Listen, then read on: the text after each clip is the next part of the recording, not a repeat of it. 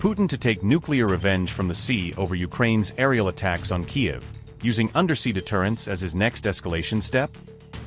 Putin's new submarine can reportedly fire the Poseidon nuclear drone, a doomsday weapon described as capable of wiping out entire coastal cities in a single strike. Zelensky may have put Black Sea and other ports at greater risk after the attacks on Russia's Amazon wildberries, inviting harsher maritime retaliation from Moscow? Poseidon, a nuclear-powered and nuclear-armed undersea weapon, is now widely claimed to be an operational part of Russia's arsenal and central to its sea-based deterrent. Russia's underwater weapon Poseidon is getting a new dedicated carrier platform in the form of a specially built nuclear submarine. The Project 09851 Khabarovsk submarine, launched in November 2025, is reportedly designed to carry and deploy the Poseidon system. Russian Navy Chief Alexander Moiseev has stated that this new submarine has been configured specifically to operate the Poseidon weapon. Poseidon itself is estimated to weigh around 100 tons and functions as an unmanned underwater vehicle rather than a traditional torpedo. It uses a nuclear propulsion system and can carry a nuclear warhead believed to be of up to approximately 2 megatons in yield. The weapon is designed to destroy coastal targets such as ports, major naval bases, and other critical shoreline infrastructure. It can achieve its destructive effect either through a direct nuclear strike or by triggering a massive tsunami-like wave against the coast. Nuclear propulsion gives Poseidon a virtually unlimited operational range underwater, allowing it to travel intercontinental distances. Poseidon's maximum speed has been reported at up to about 130 km per hour beneath the surface. The system is considered hard to detect because it can dive to depths of around 1,000 meters, below many standard tracking envelopes.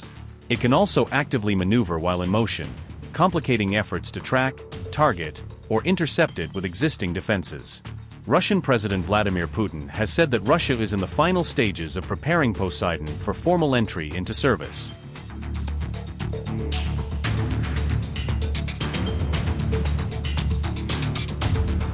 Ukraine's President Volodymyr Zelensky is now appearing determined to intensify the conflict, signaling a fresh phase in the war against Russia.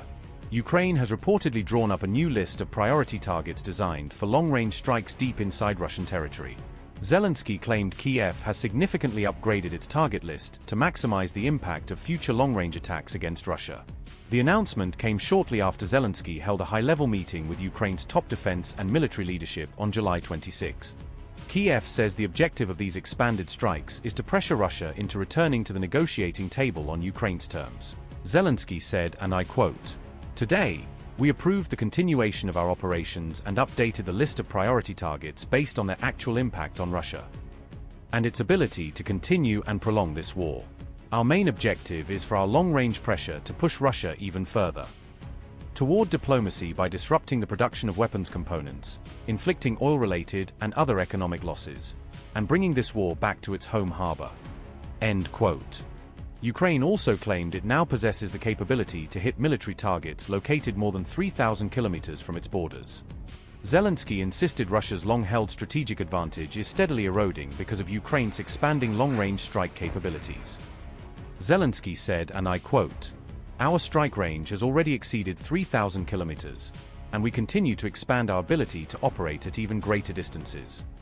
The strategic depth of its rear areas, which for a long time was one of Russia's advantages, is now becoming a particular problem for Russia's political and military leadership, as the vast majority of its air defense systems are concentrated around Moscow, state residences, the Crimean Bridge, and St. Petersburg. We have already proven that Ukrainian drones can reach targets in the Ural region, Siberia, and other territories far from Moscow. This year alone, since the launch of our long-range sanctions plan, more than 1,000 fire missions have already been carried out. Oil facilities, critical military production sites, and systemically important elements of Russia's logistics network have been struck." End quote. Ukraine has increasingly relied on long-range drones to strike Russia's key weapons facilities and vital oil infrastructure far behind the front lines. Logistics hubs linked to Russia's wildberries network have reportedly come under repeated Ukrainian drone attacks in recent weeks. In response, Russian President Vladimir Putin has reportedly overhauled and reinforced air defense systems protecting Moscow and nearby strategic regions. Russia reportedly expanded Moscow's air defense network by constructing dozens of new Pantsir missile defense positions around the capital. Open-source researchers said around 24 new defensive towers had been built around Moscow over recent months. Researchers said the new defensive ring was established roughly 40 kilometers from central Moscow to strengthen air defense coverage. Additional Panzer positions were also reportedly deployed near several strategic facilities across the wider Moscow region. Researchers said the new sites were positioned to protect President Vladimir Putin's residence, Vnukovo Airport, and a major oil refinery. Several Pantsir SMD air defense systems were also reportedly installed on rooftops at multiple locations across Moscow. Open-source researchers also identified two newly prepared sites believed to be intended for Russia's long-range S-400 air defense systems. Several of the new towers were reportedly built alongside existing embankments to replace older defensive positions. Researchers said the outermost defensive towers were strategically placed to help protect key electrical substations around Moscow. Reports about Moscow's expanding multi-layered air defense network first emerged earlier this year. Security was also reportedly reinforced around President Putin's Valdai residence with additional defensive towers and air defense positions.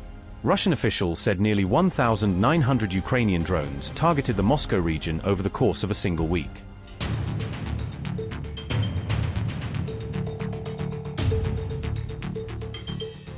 Russia said its Borei-class ballistic missile submarines would remain the backbone of the country's sea-based nuclear deterrent into the 2060s.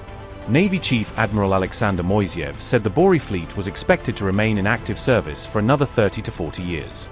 Moiseev said the Borei-class submarines would fully replace the remaining Soviet-era Delta IV strategic missile submarines. The announcement came despite Russia confirming work last year on a next-generation strategic submarine class. Borei-class overview. Carry 16 RSM-56 Bulava submarine-launched ballistic missiles.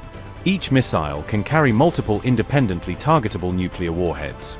Bulava missiles offer longer strike range than the older Delta IV missile systems. Designed to improve survivability by penetrating advanced enemy missile defense networks. Borei upgrades. Features a lower acoustic signature with reduced vibration for improved stealth. Equipped with upgraded sonar arrays and modern combat management systems. Includes a redesigned bow and enhanced hydrodynamic efficiency for quieter operations. Improved crew accommodation and survivability for extended strategic patrols.